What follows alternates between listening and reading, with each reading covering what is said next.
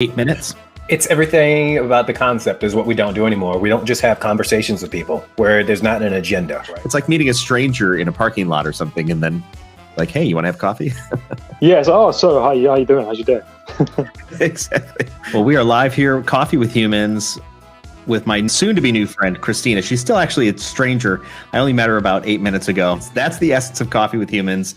Two people just bumping into each other randomly and then saying, hey, let's go have coffee. Before we got on the broadcast, I was thinking if we could have this discussion anywhere, where would that be? And I came up with we could be sitting in Iceland in a hot spring.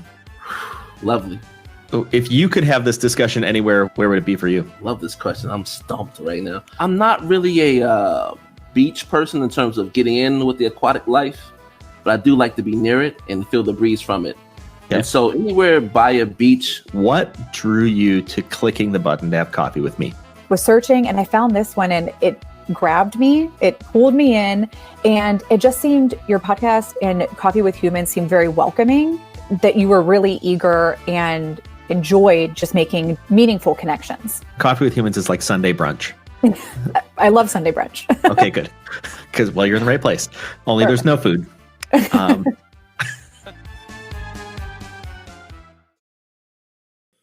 All right, we are live here with Coffee with Humans with my new friend, Angel from the CEO Confidant.com. Welcome to Coffee with Humans, sir. You bet. Thank you. Thank you very much for having me, and thank you everybody who's watching us today. So we were talking a little bit before the broadcast that you are in Texas, and I'm in Northern Illinois. Exactly. Okay, cool. And you use you apparently live stream every day, you said. And for our viewers and listeners, I know nothing about you. I know that I typed those words right down there. Okay. And we're meeting for the first time. So that's good. That's good. Why are you here? Exactly. Why are you here? Why do you care? Of everything I could be doing today, why am I here with Jason Tutt? Well, obviously it's an honor to be here. I'm here with you because I love the humans part of your show. Okay, besides being a coffee connoisseur kind of thing. So you can go online, you can Google me, you can do lots of things, and you can read my bio, everything, but there's something which is not written anywhere, which is that I honestly consider myself the connector of the unconnected. And probably throughout the conversation, we will see that. So when I saw humans, and I'm originally from Spain, we love coffee. We love short coffee, the espresso coffee. And throughout my entire life, I've always been surrounded by coffee. So with those two words, connecting coffee or connecting humans through coffee, I think it's a great experience. And you know what? Actually, on my journey to connect the unconnected, coffee has always been there. Always. All the time. So that's beautiful. Thank you for having me. Well, I'm excited to have you. And you signed up some time ago, which I'm just due to scheduling considerations, I'm booked out several months in advance. So I really appreciate the fact that you would stick around and click a button to schedule out 2 or 3 months in advance and then show up for it. That is remarkable to me. It is. And I appreciate it. So you're the connector of the unconnected. You've given that some thought, it seems, to distill it down to that. Please, absolutely. So, I was born, back in Spain a few years ago, right? And since very early on, my mom and dad, they had no international experience whatsoever. They didn't speak any language. My mom is a teacher. My dad is a business person. And they made me study foreign languages. And that was really the beginning of the journey of it's starting to connect the unconnected. Fast forward, I worked in, conducting business and developing business in so many different countries, blah, blah, blah. Right. I left corporate America 5 years ago. And I started reflecting about what I had done with my life, literally. Because, when you leave like a corporate setup where everything is is very structured and you have a support system and everything, when you are on your own, things change completely, and the first thing you have is fear. You have fear, and regardless of what you have done in your life in corporate, you still are fearful. And then I started to literally write my blessings. Someone told me, hey, why don't you sit down and literally write what you have done throughout your life from a professional perspective? And I started counting the countries I have done business and the people I had connected with, and blah, blah, blah, blah, blah. And the reason why I had left corporate America, actually, one of the main reasons, besides being with my family more often, because I was traveling all the time, all over the place, was starting my nonprofit. And actually, I'm the co-founder and president of a nonprofit called Wisdom for Kids. And we help underprivileged kids in Latin America become entrepreneurs using their local resources. Why is that important? Because for many years, and unwillingly or without noticing, I had always been seeing those two different worlds. The worlds of the CEOs, the worlds of those CEOs of subsidiaries of large corporations present all over the world in those 30 plus countries I conducted business. And when I was in Latin America, I lived in Latin America for 10 years, I was always seeing those kids in need. So I said, oh my God, if it's not me, who's going to do it? Who can connect those two worlds if not me? And that's why I started to launch this. I'm co-founder. So that's why I consider myself the connector of the unconnected. And on top of that, the cherry on the cake, and you just mentioned it, Jason, it's so funny, is that 40 years ago, one of my first clients was a TV network from Spain, 1.7 million people watching it, blah, blah, blah, you name it. And they said, okay, so we would like you to help us expand our business. They were from Spain, in the US and in Canada. And you know what? As we are meeting today and working out the details and everything, we happen to be here at this conference. Why don't you start conducting interviews? Literally, that's what's happened. That's what happened. And I said, okay, why not? What do I have to know about the person I have to interview? Well, don't worry. You just start an organic conversation. I had no idea anything about this gentleman. I forgot his first name. His last name is Halpern. Is the first ever spiritual music composer in the country. Stephen Halpern, I think it is. Okay. Anyway, so fast forward, I was again in a position in which I was, hired to conduct interviews with people, with all this greatness of these people, right? And me asking them questions just to make sure that my audience, or our audience at that point, were going to resonate with those messages and learn from them and be inspired. So that's why kind of my life has always been connecting the unconnected. People that probably if I wasn't there doing what I was doing at that point in time, they would have never been able to find those dots that would connect them to something else in their lives. Did I answer your question? Absolutely. You also have, it seems like, a particular niche that you, from your culture and your experience blended together that allow you to serve a population of people in a way that probably nobody else could. Like, to your point, like you're like, well, if not me, then who? You're sort of perfectly positioned for that, it seems. Yes. And obviously, again, as anything else, you have the excitement and the passion and the idea and the concept, but then it has to become a reality, right? Then you have to start developing it. You have to start working on the workshop, how to do this, how to do that, right? I mean, for the kids in need. And then how do you connect, CEOs of corporate companies, with the underprivileged, all these kind of things. You have to work out the details. But yes, I think that everything I've done in my life was just preparing me to be the connector of the unconnected. And I keep on doing the same thing. And I always think that there's a reason why I'm connected with people. And there's a reason why I'm here today. And I'm sure that someone will be resonating with us, with what we are saying today. And I'm probably going to take action on some part of their lives that maybe they procrastinated on. I don't know. But that's the beauty of a conversation, Jason. Yeah, I agree. It seems that in agreement with you, it seems that people do have a certain thread that seems to carry out through their lives. And that thread becomes clearer the older and the more experienced, right? And I don't think it's older and experienced go hand in hand, but the more experienced the person becomes in their lives and assessing who they are, that thread of continuity, which is it's that character, it's the character and the skill and the interest that kind of all comes together, and it comes together in every aspect of your life. And that's what you stumbled upon. And you've said it so eloquently, the connector of the unconnected, which having that level of clarity means that you've done this a time or two. Thank you. Let me tell you why right now I'm having chills. A guy that has a 12-minute combo, something like this. He's an extraordinary, a podcaster, just as you like you. And he asked me on one of his podcasts interviews. He asked me, "What's that song that has been around with you for your entire life?" I had never been asked that question ever. And suddenly I realized, and listen, you will not believe this, Jason. The song is from a band called Supertramp. Do you remember Supertramp?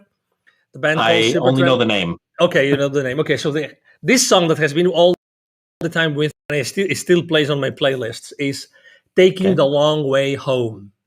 Taking the long way home. So to your point, exactly.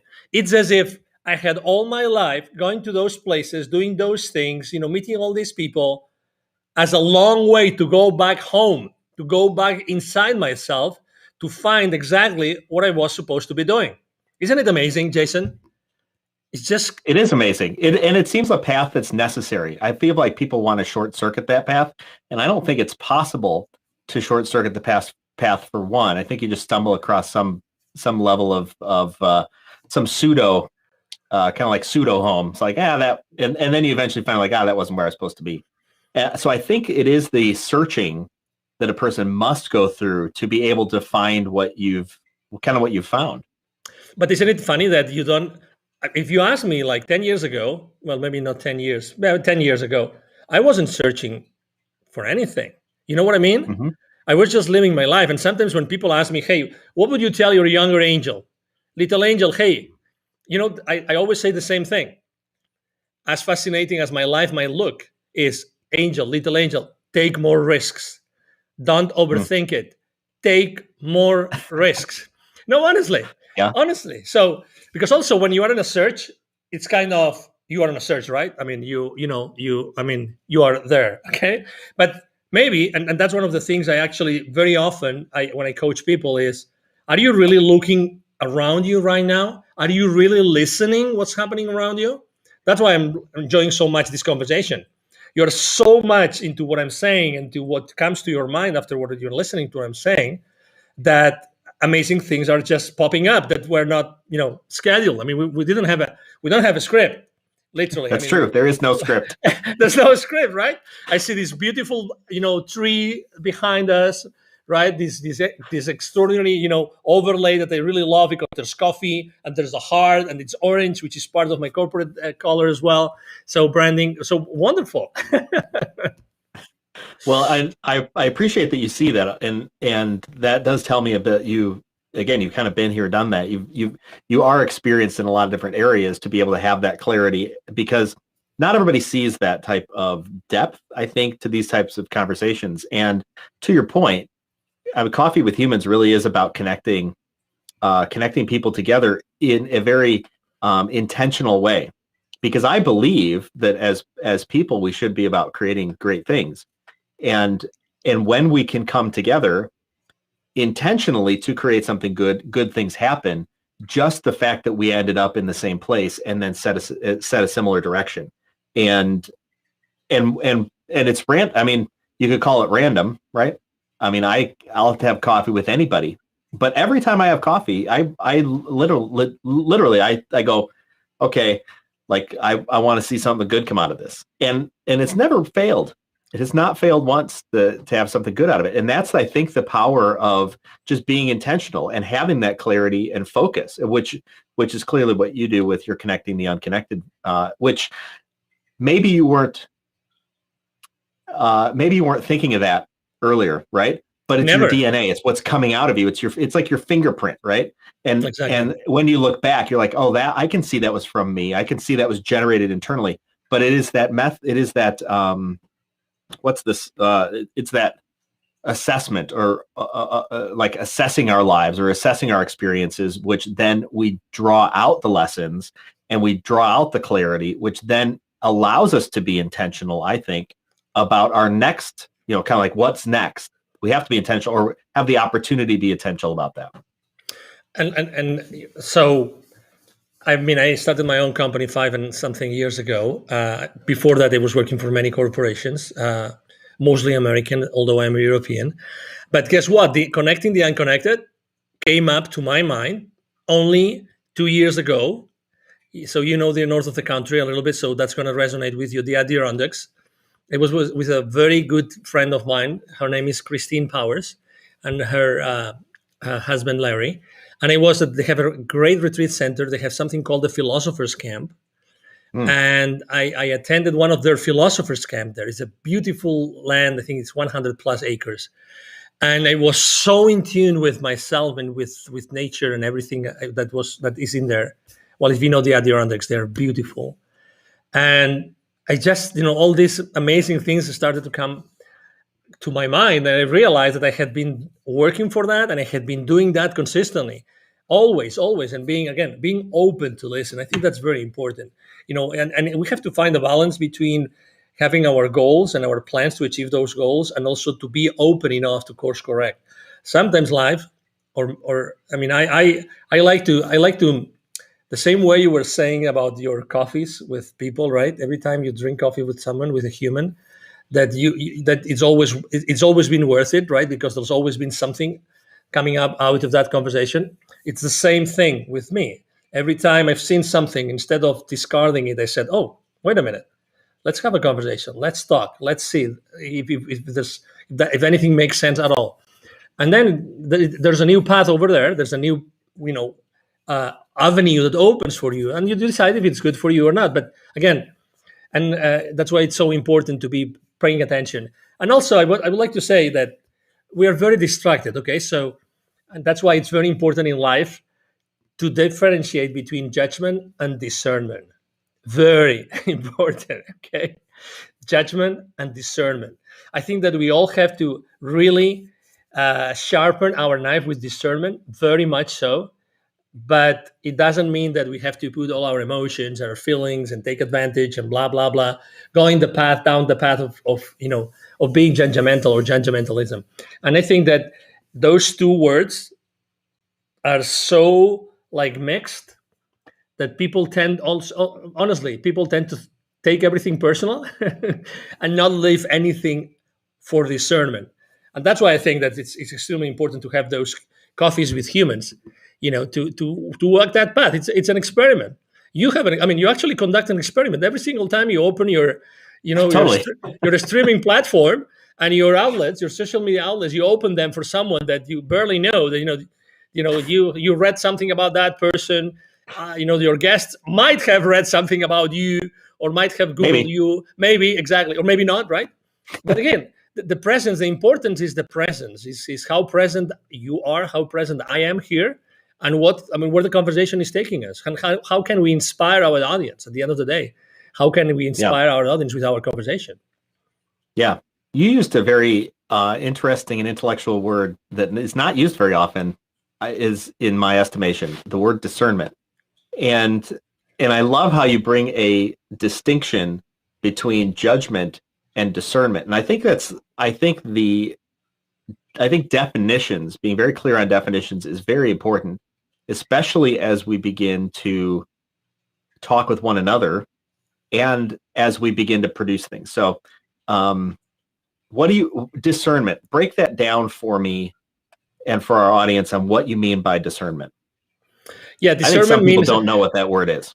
Well, I don't know in your own words. Don't give us the dictionary definition. Exactly. I was going to say. I don't remember having ever, read the definition of discernment. But for me, discernment means not taking anything by the face value. That's what discernment is. Discernment means that according to your experience, according to your heart, your soul, when you are confronted with a situation, you are able to differentiate. You are able to take what is important from what is not, without having to actually put your, let's say, to compromise your emotions and on that process. Okay, so that it's not the ego that kicks in and immediately you are in a position. Okay, so we can continuously be in a discernment position and decide, okay, so what I'm listening is this and that. I'm not necessarily in agreement with this or that, but I understand both positions. This means being in a position of discernment, without taking. You can be more in agreement with one side or the other, but you don't take at that point. You don't take a specific position, or you don't compromise. I like to use compromising the emotions, because when you compromise your emotions, actually, I think that you're taking this to a completely different level, and then you lose part of your rationality. And I think it's extremely important to keep that rationality going, because otherwise, I think that you see what has happened in the world for the last 12 to 14 months, 16 months already, which is everybody's taking sides, right? So you're either inside A or inside B, okay? And if not, you're nowhere, right? And then there's going to be another reason to be in another side A and another side B. I'm so against this. That's why, again, adding or having the title, having the word humans as title brings all of us to the same place. We're all humans, okay? We are all humans. All humans. We have had different lives, different experiences, but at the end of the day, we are the same thing. You see this plant here? So it's probably made of the same things that we have been made. The funny thing is that, I talk to my plant in the morning, in the evening. Sometimes I talk intentionally to the plant, and sometimes the plant responds to me. Why not, right? So, but we are all part of the same thing, and that's extremely important. That's why I think that discernment should be a word that should be in the forefront of many conversations today. I see that you, connecting a handful of things here. One is this idea of, we're all humans. And that's actually why this is just named Coffee with Humans. And you mentioned this being an experiment, which is totally true. Last April, I felt just sort of in my soul, and part of it was for me and part of it was what I was sensing out in the world, that people were feeling disconnected and not only disconnected, but that was leading to just bad mental health. And I said, if you want to have coffee with me, I'll have coffee with you. The only rule is no sales calls. And I just threw out a LinkedIn post. And from that post came all of this. And I purposefully did it just down and dirty. There was like a black background. There was no header. There was a logo in the corner. It was bare bones on purpose because I was testing what is the value of this? Because if the value is the fact that this has, a cute background and a picture that I took, it's pretty shallow. And no one took exception with it. No one cared what the backgrounds were. And I've been incrementally adding on more production quality to simply make it more welcoming and inviting to other people, so to expand the reach. But the core value is this idea of connection to other folks, because if you scratch off all the masks that we wear of the jobs that we have and the people that we know and all this other stuff, and the things that we've amassed, we're just people. We are just people trying to make it through the day, and I wanted to make a place to connect just people together. It's just humans, and even the word coffee. It's like, I happen to like coffee, but if I had one guy contact me once. He's like, "Can I be on? I don't like coffee." It's like, "Of course you can be on." It's coffee is not specifically coffee is not the issue. It's this idea of sitting down with another person and enjoying being present in that moment, to then connect with another human being, out of which great things can happen. You also, this idea of discernment and judgment. I wonder, and I don't know if I haven't given this any thought, actually. It's just off the cuff. Please. Which is, discernment seems to be a pre-analysis, whereas judgment seems to be a post-analysis, right? So something comes at us. Discernment allows us to decide what judgment to then take on it, right? And back to, I think you said it's like, it's the collection of all these things. It's your skills, your experience, it's your paradigm that allows you to discern something about an issue, right? After which we need to do something with it. And the doing something is we're acting out of judgment. We analyze out of discernment, we act out of judgment. And what if, and that's the big question, if I may, disrupt you a little bit. So on what if we don't want to do it? You know what I mean? What if we don't want to take the second step? If we just want to let it go? And I would like to actually suggest, if I may, a book. It's obviously it's not my book, but it's a book. I went to a spiritual in Venice Beach in Los Angeles a few years ago, and I asked the owner of the store, spiritual bookstore, and I asked what's the most popular book was at that time The Untethered Soul by Michael A. Singer. Okay, so I recommend this book because it talks exactly about this. It's an amazing story. This guy has an amazing story. Unfortunately, he doesn't give interviews. Otherwise, I would exactly. Thank you. Otherwise, I would recommend you. I wish I could interview this guy, because this guy is brilliant and his story is brilliant, and he has many different books besides this one. So the Undeath Soul speaks about this, about why do we have to always leave inside of us some sort of footprint of everything that happens around. So this discernment, actually, I consider discernment to be a tool that helps us actually protect ourselves. It will be, obviously, it wouldn't be an understatement to say that we are as humans, we are beings, so we are animals, so we live in survival mode most of the time, right? So we are supposed to live, for a long time, and that's why we continuously, we are aware of so many things to protect our species, our life, right? But in reality, as you know, for instance, we have this wonderful thing called smartphone, which distracts us all the time, all day long, every single day, right? Yep. So, but that kind of distraction, unfortunately, is not the right thing, right? It can help us, but as you all know, and if you have watched a very interesting movie with many different former C-level executives of these large, social media companies called Social Dilemma. They speak how they don't allow their kids to have cell phones or smartphones, and they even put duct tape to their cameras in their phones and in their computers, right? I wonder why. But anyway, what I'm trying to say is, why don't we? Are we obliged to really make that comment, make that judgment, that additional step? Are we or are we not?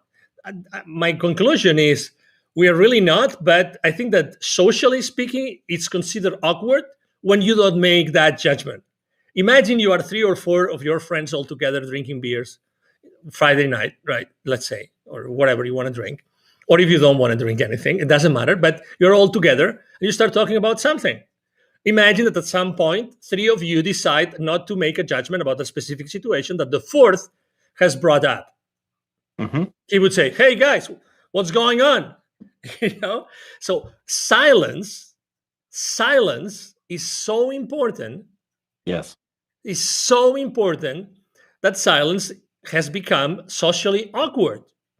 My mom says, and my mom has always taught us a lot of different, sayings, because she's a school teacher. So she has this saying about silence, which is, silence is the land of the strong. Silence is the land of the strong. And there's so much truth in that. There's so much truth in that. And we underestimate. I'm having chills again, Jason. we underestimate it. Why not using silence? Why not? I completely agree. I think we need to be wise about where we spend our energy and what we allow in. So for years, I've not watched television, like terrestrial television with ads and things like that. And I've not listened to the radio because I just refuse to listen to the ads. It's all noise. I have a tendency to not like social media, even though, social media might be even good for business. I don't like it because I find that it can easily suck me in. Years ago, I don't know if you remember on Facebook, this was a long time ago. On Facebook, there was a game called Farmville. Okay, no, I don't know. And Farmville just had these little squares, and it was a farm, right? And you expand your farm, and then you could plant crops, and then you have to go click, click, click, click, click, click, click, click, click, click, click to harvest the crops, or you had to spend your cash, building a barn, and then the barn would give you chickens, and then you had to click, click, click, click, click, click, click, click, click, click, click, click to collect all the eggs. And I remember pretty clearly, I was sitting there one time thinking about Farmville. And I started to add up the amount of time I had created a virtual farm that lived only in Facebook. And I thought, at this point, I could have made my own farm in a backyard and had actual vegetables instead of this stupid Farmville thing, which was just designed to get me to engage more on Facebook and buy more stuff. And I thought, this is stupid. And I shut it off and I never went back. And I've become a little bit more discerning about things that like hobbies. Like I think I like to play a game called Cities Skylines, which is a city building game. I enjoy it. I find the challenge of it interesting. I like thinking through stuff and how do you lay stuff out? It's all very engaging to me. Sometimes I know I'm playing it as a distraction. Like I have other things I need to attend to, and I'm scared to attend to those things, and so I go to the easier thing, which is build a virtual city.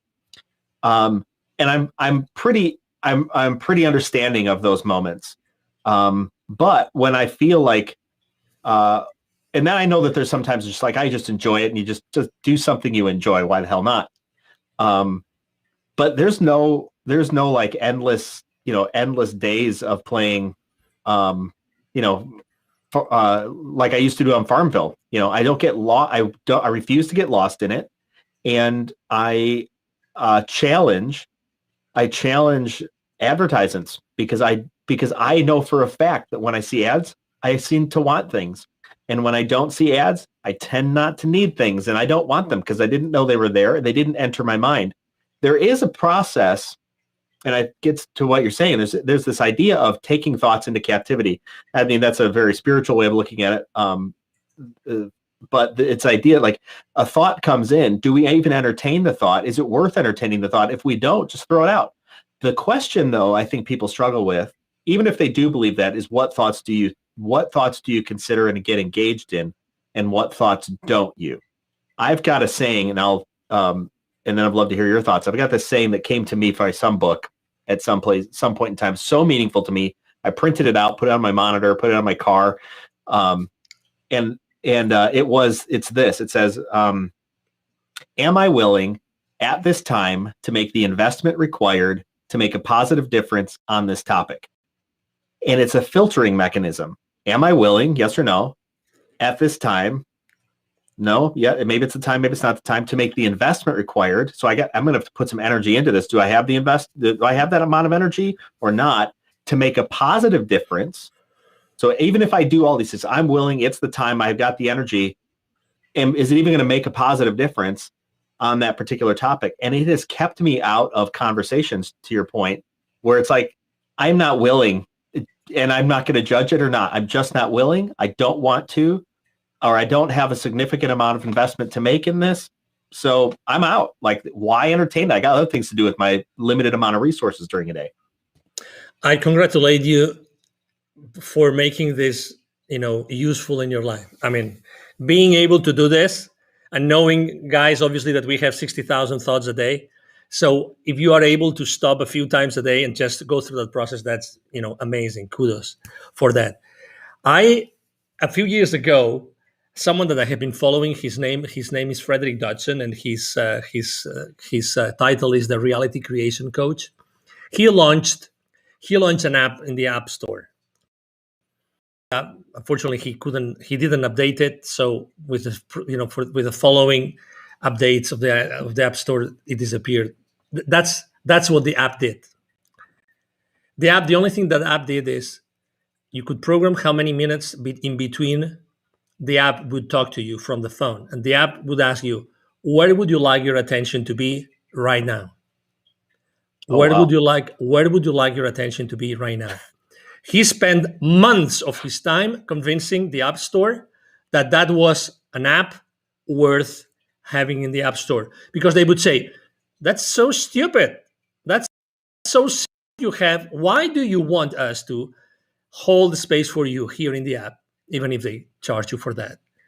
For something that the only thing that does is this.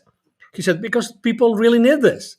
Eventually, he convinced them, oh my God, the reason why I like so much, like every 10 minutes, 15 minutes, or 30 minutes to have this question asked from my cell phone is because immediately, you see, I'm able to restart the creation process of something, right? So in the beginning, in the day, every single day, I have my 5-minute journal and I write what I would like to do that day. So those questions, where would you like your attention to be right now, is so powerful because it puts me in creation mode again. We're not talking Minecraft, okay? We're talking about city building games, but we're not talking survival and creative, okay? But it's true. It's true. What would you like your attention to be right now? What would you like to be creating right now, as opposed to what you are entertaining? And I think that is brilliant. It's brilliant. Right now, that's not available any longer. But I found another app. The only thing that this other app does is rings a bell. So right now, now I have it. I have the sound off from my cell phone, but you would have already, Yeah. heard like 3 or 4, bells. So what I do is when I hear that bell, I know already because I have had it installed for almost a month now. I know that I have to take my attention to a specific place. So absolutely, to your point, I think that we all should be asking ourselves and developing a series of strategies or habits of what we really want to spend our mental time, and maybe to simplify things, our real power to create a future or a present is here, is in the now. It's like there's no memory, there's nothing that happened in the past that's going to define us better than what we are doing today. That's why it's so important to have these kind of cues like yours or mine every single day. Go back to the creation mode in which you are right now. That's the only place where you can create something. Yeah, no, that's super powerful. I'm curious, when we were talking about what to title this talk, and it's kind of weird to ask people to title a talk in advance when we don't know what we're going to talk about. And I simply ask, hey, what's on your mind and how do you want to say it? And you said the silent revolution. So gathering kind of like grains of sand, all of these things that we've been talking about in this space, how does that connect to the word or the phrase, the silent revolution? Because I believe that the same as you last year, 1 year ago, April 2020, you decided to start Coffee with Humans, and you didn't pay $1 million in ads, right? And you didn't go to the big influencers and pay them $3,000 for a post to 3 million followers on Instagram. No, you didn't do that. So because I believe that thanks to everything that is happening in the world and has happened for the last 14 to 16 months, right now is April 2021, there's a whole bunch of people out there like you, just like you, Jason, that have started to do things silently, maybe not even raising their hands, to reconnect the people that are unconnected or that have been disconnected throughout the last few years, for the last few months. You and I have acknowledged that there have been so many bridges burned for the last 12, 14, 16 months, that, those bridges rebuilt. That has been actually my number one theme on social media for the last year, has been building bridges, because we are humans. If we forget about the rest of the noise around us, that we have nothing to see, really, I mean, honestly, we don't have anything to see with that noise. If we go inside of us to our heart and we reflect on who we really are and who we really want to become, I think that we every single day, by connecting with people, and you're doing it every single day with your show, and many other people out there's a whole bunch of people that, thanks to the uncomfortability of those bridges that were being burned, all these people is actually coming together and unknowingly and bringing the greatness of others, so that the audiences can learn more and more and more and feel more connected. We desperately need to help the people that unfortunately have been disconnected or feel totally disconnected or even unconnected from the world and from the rest of us. It seems to me also that there are people who don't know that they are unconnected or disconnected. I agree. How do you see that? Yeah, it's true. But it's like, it's like having one of those controversial conversations, right, on social media, in which, I don't know about you, but for instance, I have 5,000 followers on Facebook. Every time I need to put additional people, I just share something which is politically incorrect with some of my audience. I know I'm going to get between 20 and 40 spots in the next 24 hours. And I don't care about the side, I don't care about the side of the people or of the post I'm going to repost, and I don't even say anything. I just put the face, this emoji, this amazing emoji that someone like this, like thinking. So if I just repost a politically incorrect post on my feed with this face, without even saying if I am in favor or against, 20 to 40 people in 24 hours are going to unfriend me on Facebook. Guaranteed. I love it. Guaranteed. I love it. The thing I love about that, And what sticks out to me is that all of our responses, the way we interpret things, are all happening here. Totally. And it's, to your point, that's totally true. All you have to do is go, right? And you said nothing. What was said will all happen inside each individual. And we as humans, and I me too, right? I'm a person, right? I see something happening, or I hear something, or I read something, or somebody sends me a message. I read into that what I want, what I'm bringing, and it's so I think interesting to recognize that. But then it's more important that we apply it to ourselves. Like for me, how did I read that? I read something the other day and I was a little pissed off. And I was hurt, and I was like, and all of a sudden I was getting in my head, and I took the opportunity to walk outside myself for just a moment and observe and go, oh, Jason, there's that feeling again. Huh. That's the feeling you get. You're kind of a silly guy. You keep going to that one feeling. Why do you think that is? And then I counseled myself in that moment and walked myself out or through that time. And I was like, okay, great. Now I can set myself back in. I'll be back present in the moment. And I just responded, set it down, and walked away. And I find myself that I have too, like you're saying, have been caught in these times when I just look at something and I go, oh, what the heck why'd they mean that? It's like, you have no idea what they meant. It was just words, or it was just an emoji. Like, you don't actually know what they meant because you missed the conversation. You actually didn't want to have a conversation with them. Exactly. You just really wanted to take action. You're really like primed. The pump is primed so often in ourselves to just take action. And like you talked about, judge instead of discern. Mm-hmm. Exactly. And as you know, the funny thing is that happens in the unconscious. I mean, this is like, boom, triggered. And immediately what you feel, which is, I mean, I'm not a scientist, but I love to read. I'm an avid reader. As soon as you go to that thought, right, and you have that feeling, right, there's immediately, that's demonstrated scientifically, it's immediately a rush of chemicals through your body. Actually, we are identifying those chemicals, in our body when we go down that rabbit hole that you know for a fact that you don't want to go, but you still go, right? And the funny thing is that you really like those chemicals because you are actually addicted to those chemicals. Yeah. That's why that's the beauty of this app. Where do you want your attention to be right now? I mean, if I could, it would be like every 5 minutes. I think that we should like tame ourselves. Yeah, it makes sense. We should really tame ourselves because we have this beast inside of us, because we are humans and because we have to live in survival mode to survive, blah, blah, blah. But still, becoming aware and trying to break the habit of being ourselves. That's really what we should be trying. Well, it's like Pavlov's dogs, right? I mean, that was the whole thing of Pavlov's dogs, this scientific experiment they did years ago, rang a bell and fed the dog.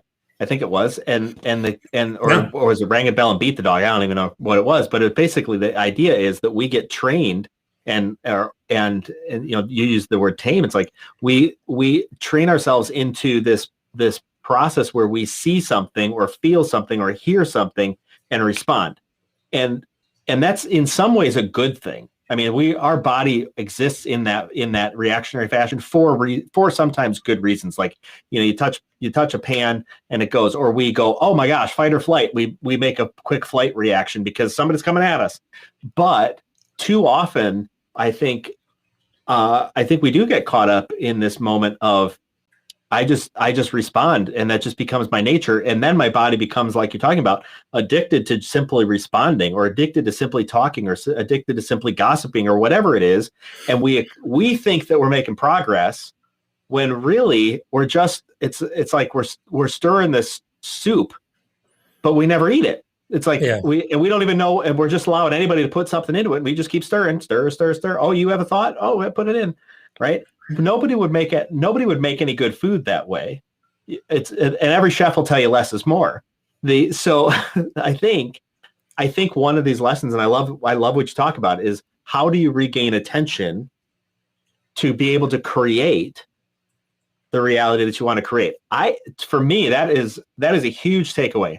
what process, what habits do you put into your life, like a bell or something else, that helps you regain attention to create the life you want to create? So powerful. Thank you so much. No, please, anytime. And I think that obviously practice.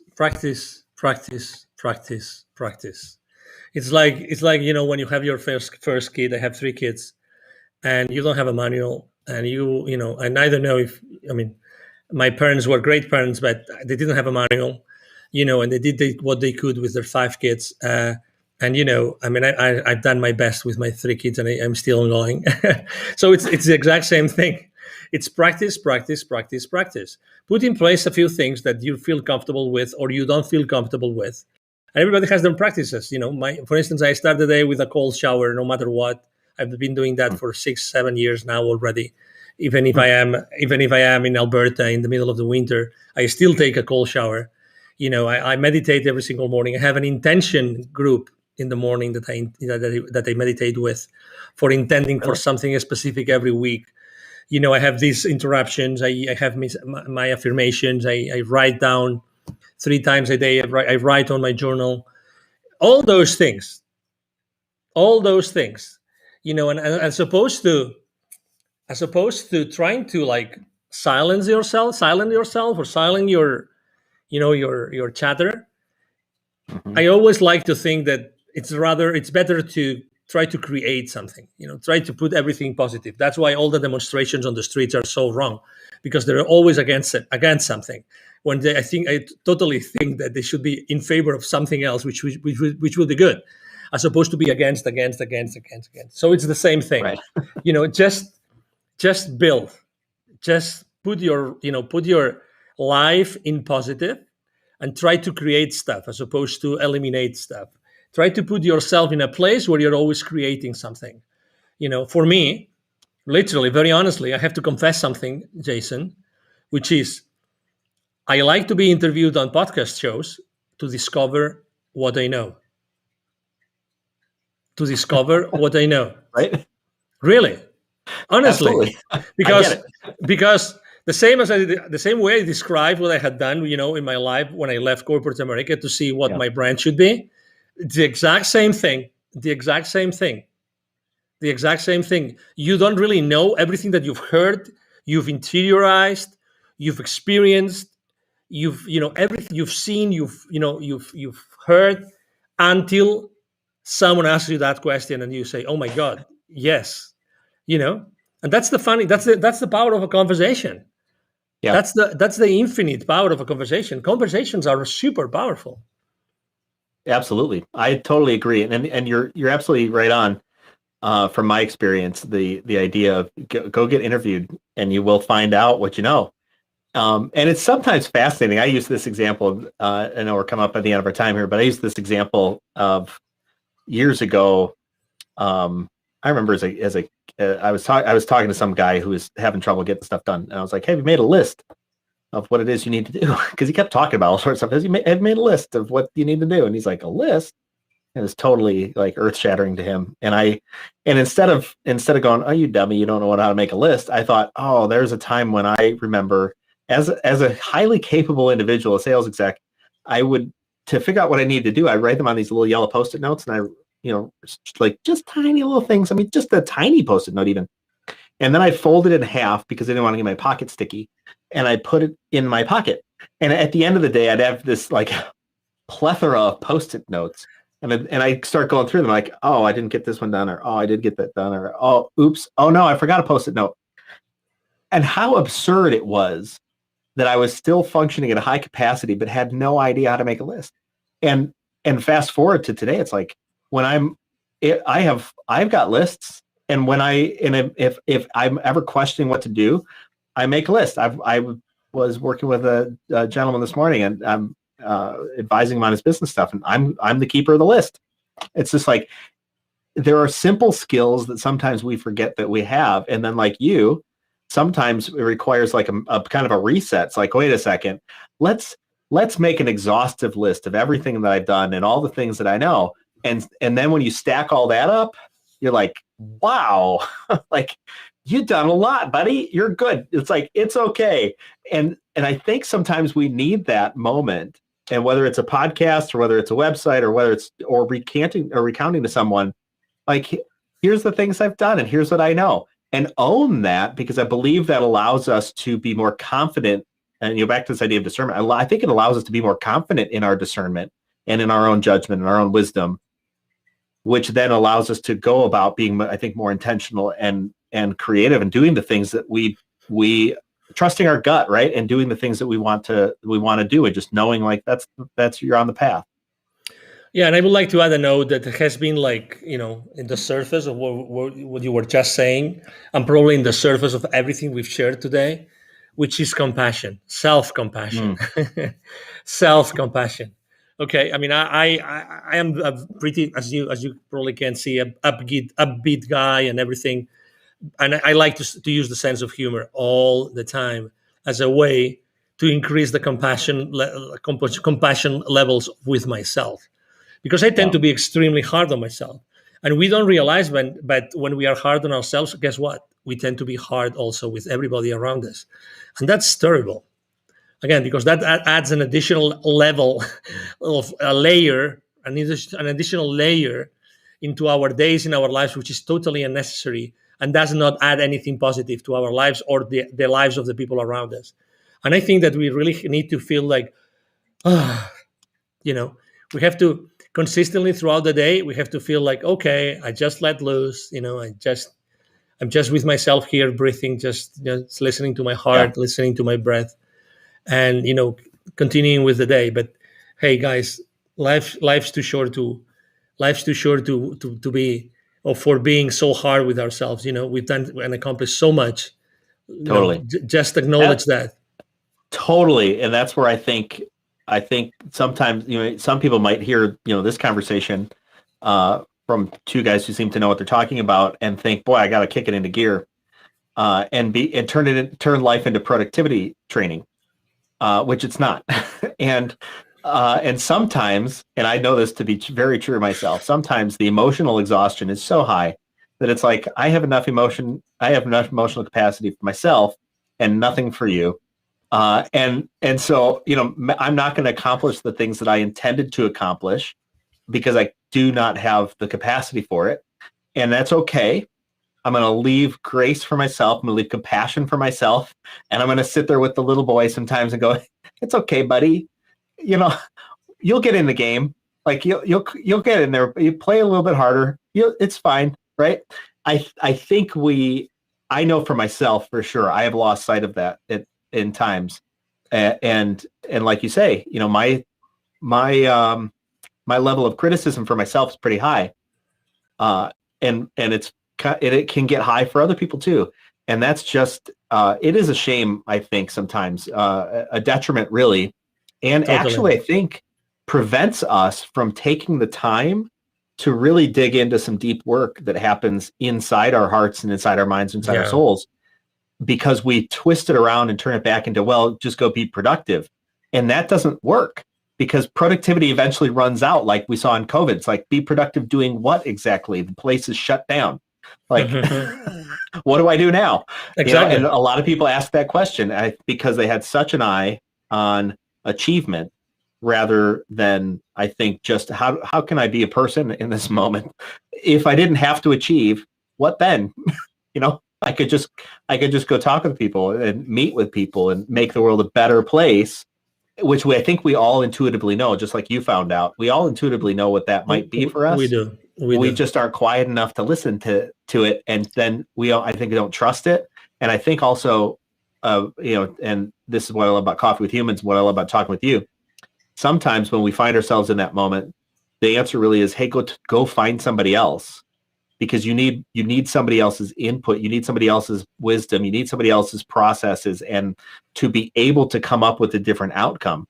So I think when people spin and spin and spin and spin too long, they need somebody else to come in and say, hey, here's, hey buddy, have you thought about keeping a list?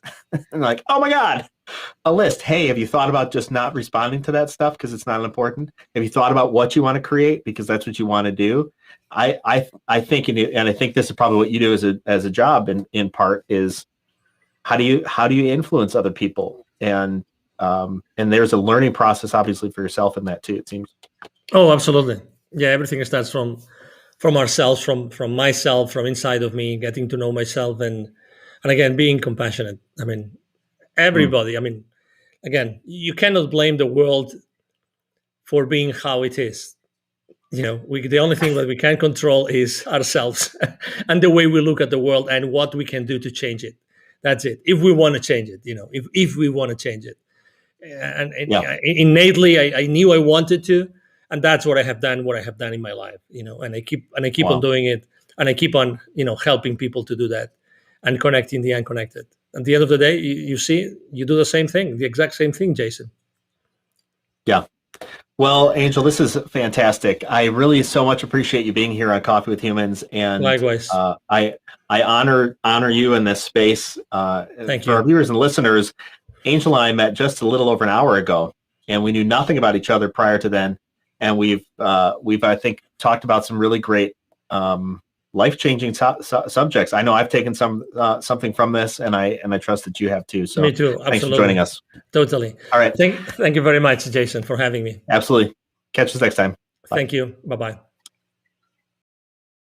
One of the things I love about Coffee with Humans are the raw conversations I get to have, meeting new people just like you. If you or someone you know should be on Coffee with Humans, go to coffeewithhumans.com. Remember, the only rule is no sales calls.